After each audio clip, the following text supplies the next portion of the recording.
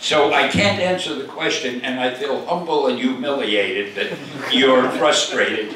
I'll go back, I'll try to find it, and I'll tell somebody, and they'll publish in the paper here, and I hope you're reading it. Then that'll make it okay. Thank you. All right. Hold it. Now, this gentleman has to leave because he says he's bored, and I'm going to tell him. No. He just wants to shake your head. He's got to go. that's the end of it. That's the question. Goodbye. That's the easiest question I had all night. Thank you. Okay. So long. Let's go with that guy right there. Oh, The guy in the gray shirt. The guy in the gray shirt. Right. All right, these three guys now. I knew wearing this whole t-shirt as a way forward. What? Which one did you find most difficult to write about? Good question. Good question. I wish I had a good answer. I was asked which character in the 60s did I find the most difficult to write. I think maybe the Hulk. Because it was tough to write dialogue for him. He didn't speak all that well. And it was also tough to find villains for the Hulk to fight because he could beat up anybody. So, yeah, I can't even make it funny. I'm going to give you a straight answer. The Hulk was the toughest one to write. Guy in the blue shirt, sweatshirt. Yes. Dude, I've got you. Okay. Hello. Hi. What do you constitute as a great comic book story? What do I consider a great comic book story? Yeah. Well, usually anyone that I write. Tell him. The same that you'd consider any good novel or movie or anything. There's got to be a story that holds your interest, that you can't wait to see what happens next. And when you finish it, you say, wow, I enjoyed that. And that's it. I can't think of any other rules beyond that. Thank you. This gentleman right here. Yo, I saw him call you Yes, perfect. sir. You know that. No worries. I'm Dev, and it's great to meet you because today my birthday. Oh, Hey, happy birthday, bro! And this is the best way you can spend it? Yeah. I just want to ask, out of the Japanese comic books that you created, Hero Man and Ultimo, how much creative control do you have over the plots? Oh, the Japanese ones? Yes. None. I created a number of Japanese comic strips, and what I do, I give the basic idea to the people in Japan, but then they have their own person writing it and drawing it, and when they send me the book, I hardly know what I'm looking at. They change it so much that I almost feel guilty having my name on it because it was my original idea, but they have their own style of storytelling, which is totally different than ours. Yeah. Guy with the hat. Guy with the hat. All right. I see two guys with, no? All right. You've got two hats, are they going to talk together? Hi. It's such an honor. Thank you. First of all, I want to thank you that many people in the world who had a different childhood, a difficult childhood, really could have hang tight to the stories you made and could have escaped to crazy worlds where they had no problems more than the evil enemies and everything. And I really want to thank you from the deepest part of my heart. But the question I have is, many superpowers you invented back in the times were, from as like I see it, were based a bit on problems people have many times. Like, for example, the Hulk, the crazy rage, the Wolverine, like nothing can hurt him physical, but the psychological stuff always keeps him down. Stuff. Does it really? Did it give you the inspiration for this? Did it give you in the real world, like No, I think you're making it sound more intellectual than it really was. And I try to give every hero something that, a vulnerability. I tried to give them all, I tried not to make them perfect. For example, Iron Man had a weak heart. The Hulk, everybody hated. And he would turn into Bruce Banner whenever he didn't want to. And so forth. And I did that only to make it more interesting because, take Superman, for instance. I don't want to speak ill about a competitor, although I love doing that. Superman never very much interested me because he wasn't vulnerable. Yeah. They realized that after a while, and they had to invent Krypton, or Kryptonian, or whatever, Kryptonite, whatever it was. But it's no fun reading about somebody who can't be hurt and everything is perfect. And I never really knew anything about Superman's private life. All I knew, he was Clark Kent, worked for a paper, and his biggest fear was if he took off his glasses, Lois Lane might think he was. See, if I took off my glasses, you wouldn't recognize me. I'm really another person. I did a cameo. Remember how you did the Avengers cameo and they had to make you redo it because they recognized you? Oh, that's funny. It had nothing to do with Superman. I don't know where I came up with this, but speaking of glasses, I did a cameo for the Avengers movie, which you will not see because they didn't use it. Oh. No, but I did another one you will see, which Okay, is better. And what happened with the first one, I was supposed to be sitting in a restaurant, and Steve Rogers is at the next table, very close to me, and there's a pretty waitress bringing him his food, and he obviously liked her, but he's not talking to her.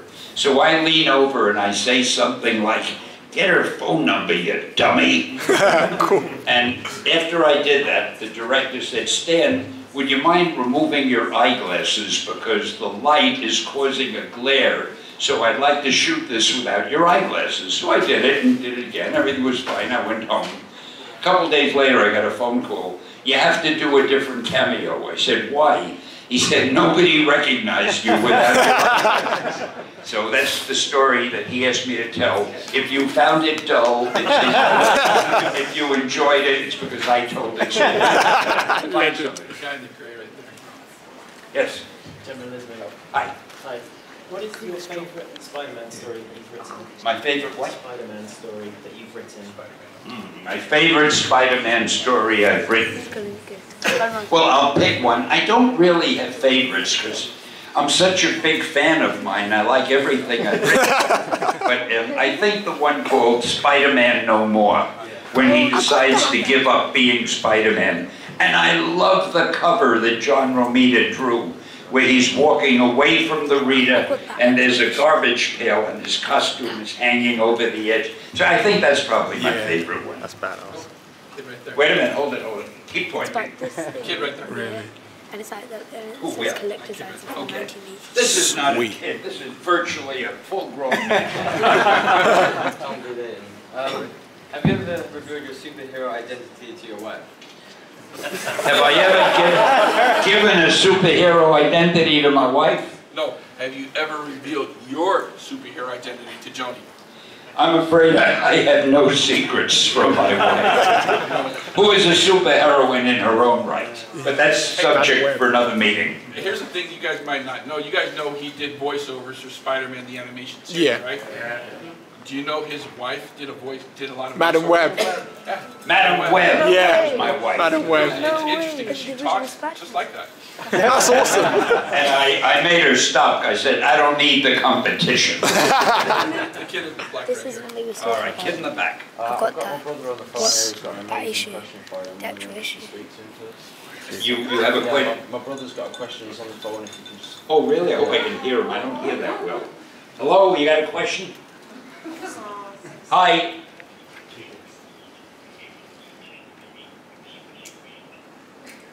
Is there a character I didn't create that I wish I created? Yes. Okay, hold on a minute and let me think about it. Hey, that's very good. That's wicked.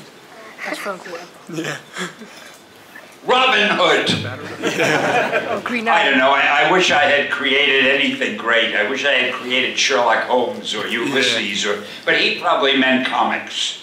So maybe Batman. I kind of like Batman. Yeah. Because he doesn't have any superpowers of his own and he has a double identity, and when it's written well, it's a pretty good strip. I'll say Batman. What the hell? Cool.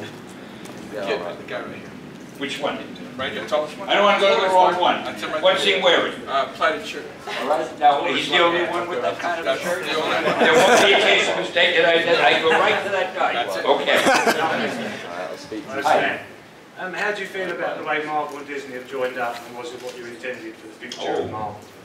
How do I feel about the way Marvel and Disney joined up and did I intend it? I had nothing to do with it, but I feel it's great because Disney loves Marvel and they bought Marvel.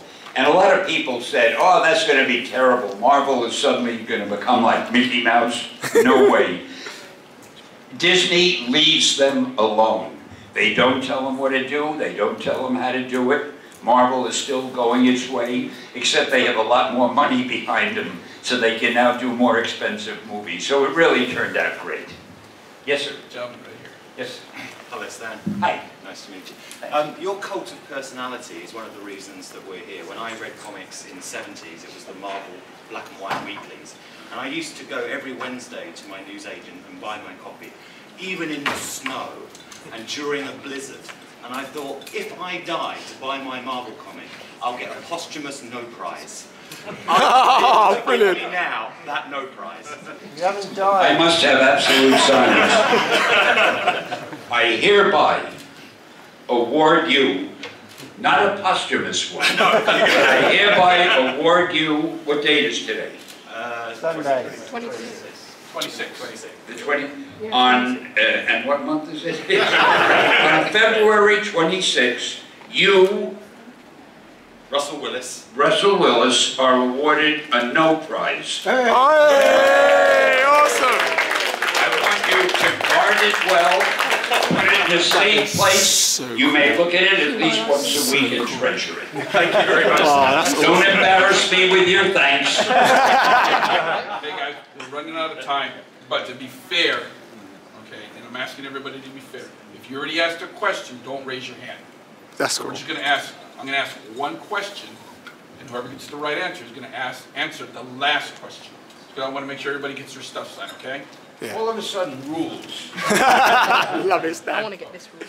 I got to think This of a side. question. And hopefully that. Can Well, it anybody- was nice seeing you. Can anybody name what comic book Stan had his first cameo in? What comic book? Yep. Fantastic I don't Four. even know. I don't know if they're Fantastic right. Four. Yeah. I can't read my hand. There you go. There's your answer question right there. I want the new Hi, version the other Stan, day. great honor, but my question is, you told us Oh, I thought he was going to answer. No, he answered the question. His well, What was the answer?